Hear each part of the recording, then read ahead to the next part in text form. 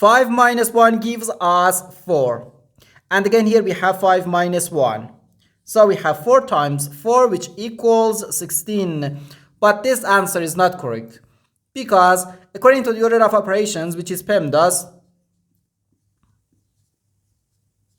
P stands for parentheses, E stands for exponent, M and D stands for multiplication and division, and A and S stands for addition and subtraction. First we have to do parentheses, then exponent, then multiplication or division, and finally addition or subtraction. Remember that multiplication and division have equal priority and we have to work from left to right. And the same applies to addition and subtraction. In this expression, we have one subtraction, one multiplication, and one parenthesis.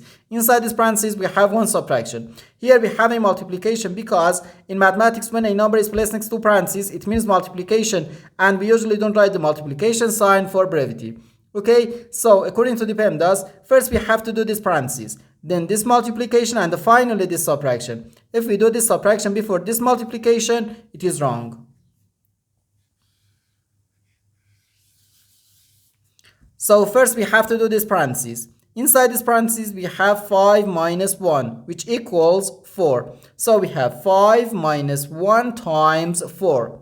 Now we have one subtraction and one multiplication. According to the PEMDAS, multiplication has higher priority than subtraction because multiplication comes before subtraction. So here, first we have to do this multiplication. 1 times 4 gives us 4.